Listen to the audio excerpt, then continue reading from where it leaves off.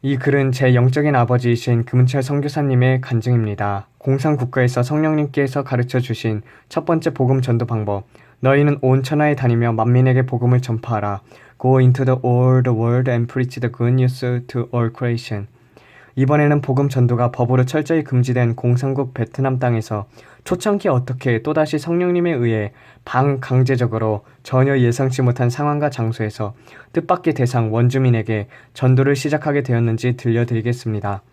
수년 전 나는 현지 언론사 취재부장으로 알바 생활을 하면서 공산주의 국가인 베트남에서 어떻게 하면 법의 제재를 받지 않고 효과적으로 복음을 전할까 연구하고 있었습니다. 물론 당시 이곳에는 수백여 명의 선교사들이 있었지만 아직까지 직접 선교는 엄두를 내지 못하는 형편이었죠. 잡히거나 신고가 들어가면 실종 팔고 추방당하는 상황입니다. 이런 상황에서 저는 마침 윗선의 지시로 라이따이안 월남전 당시 한국인 아버지와 베트남 어머니 사이에서 태어난 혼연인 자녀들에게 1년 4번 장학금을 지급하는 일을 받아 수행해 왔는데 마침 그날이 전달식을 하는 날이었죠. 이날 아침 성령님께서 제게 갑자기 말씀하셨습니다. 저들에게 복음을 증거하라. 저항할 수 없는 강력한 내면의 울림. 지금까지의 경험상 그것은 뉴욕에서의 경험, 지난번 소개한 바로 그 음성임을 분명했습니다. 네? 이 사람들에게 전도하라고요? 왜 하필 지금 전해야 합니까?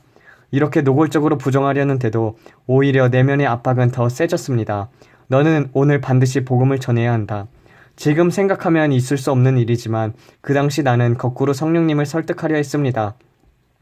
주님, 장학금 전달식장에서 복음을 전하다니 그게 이치에 맞습니까? 천하만사에 다 때가 있다고 복음을 전할 때는 뱀처럼 지혜롭게 하라고 하지 않으셨습니까?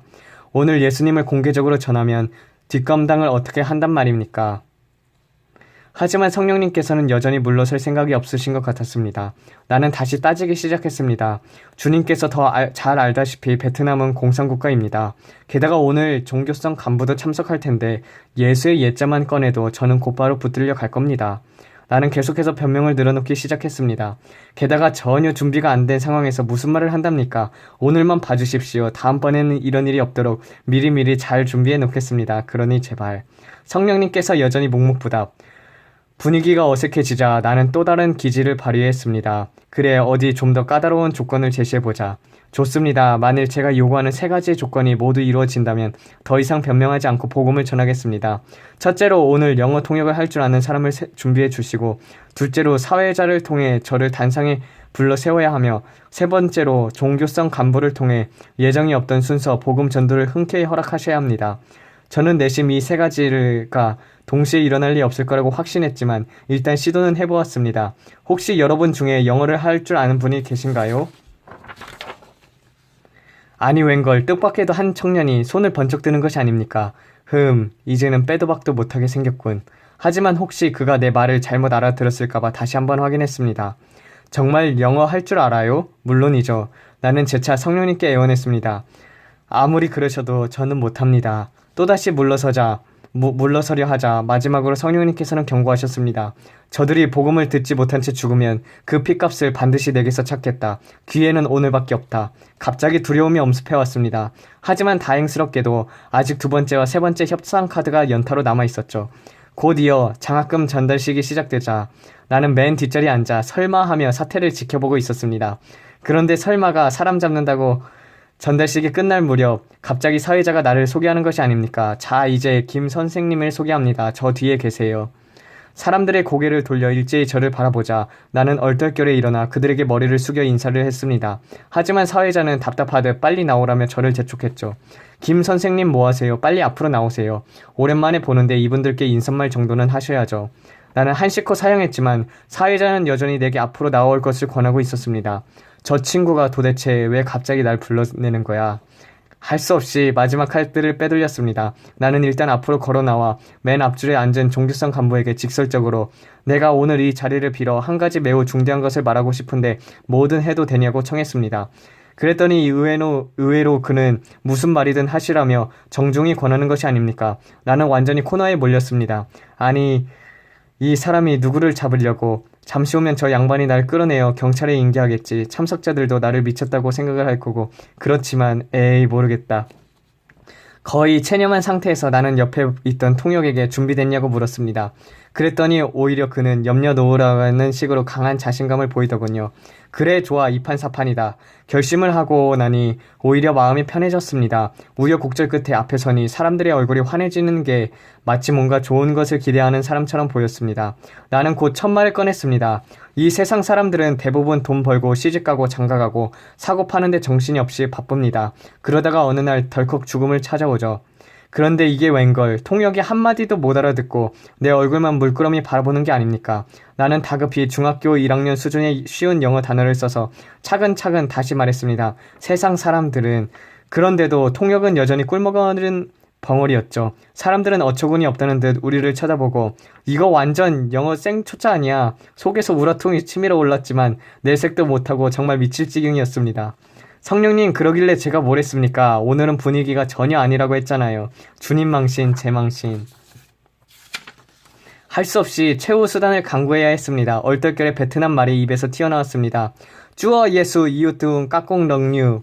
그 의미는 하나님께서 여러분을 너무나 사랑하십니다 였습니다. 그러자 사람들의 얼굴이 다시 밝아지기 시작했고 통역도 이젠 알아들을 것 같다며 자신감을 보였습니다. 이때부터 비로소 나는 5분가량 영어로 복음을 전하기 시작했습니다. 물론 메시지 준비가 덜 된 상태였기 때문에 횡설수설이었죠. 그런데 바로 이 순간부터 비로소 충격적인 일들이 연이어 발생했습니다. 시작한 지 1분도 안 됐는데 갑자기 첫 줄에 앉은 9살짜리 남자아이가 통곡을 하기 시작했고 넷째 줄에서는 또 한 아주머니가 역시 눈물을 줄줄 그리고 마지막에 예수 믿으실 분은 앞으로 걸어나오라 했더니 17명이 초청에 응하여 단상 앞으로 나왔습니다.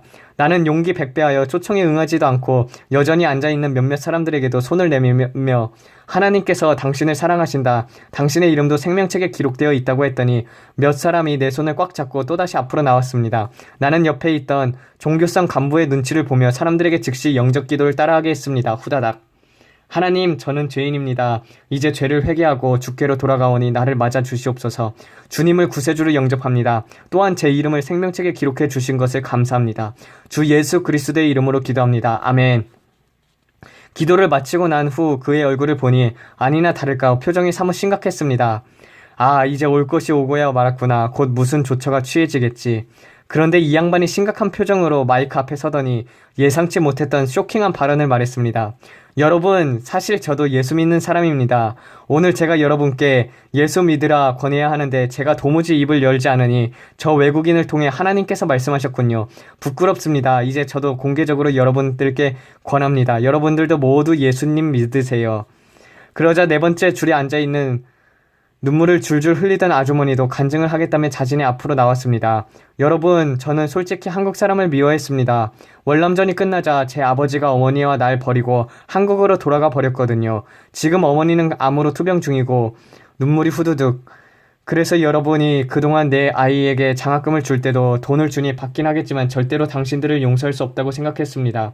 그녀는 눈물을 펑펑 흘리며 연이어 말했습니다. 하지만 이제 저는 한국 사람을 사랑하게 되었습니다. 제 아버지도 용서합니다. 오늘 저는 이 세상에서 가장 행복한 사람이 되었습니다.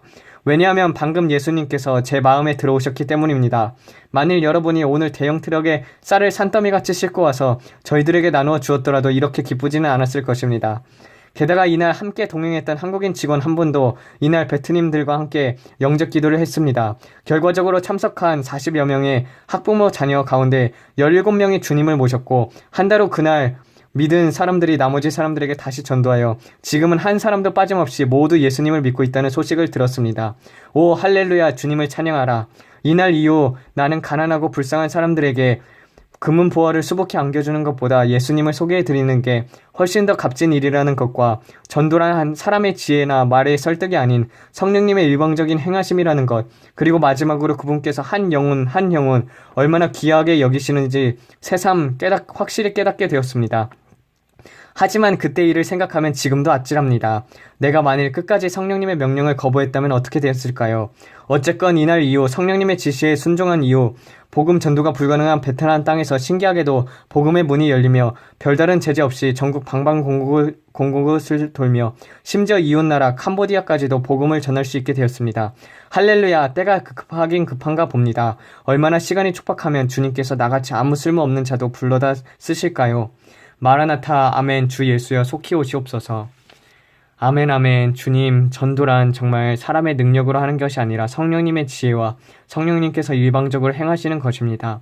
아버지, 우리 스스로가 주님 앞에 잘 준비가 되어서 주님, 성령의 말씀을 듣고 성령의 음성에 순종하는 자들 될 수 있도록 역사하여 주시옵고, 또한 주님께서 전하라 할 때 전하고 전하지 말라 할 때는 전하지 말고, 그러한 지혜들 우리에게 부어주시옵소서. 우리에게 성령님의 음성을 잘 들을 수 있도록 귀를 열어주시옵고, 주님의 볼 수 있도록 영안을 열어주시옵소서. 이 모든 말씀 우리 주 예수 그리스도 이름 받들어 기도드렸습니다. 아멘.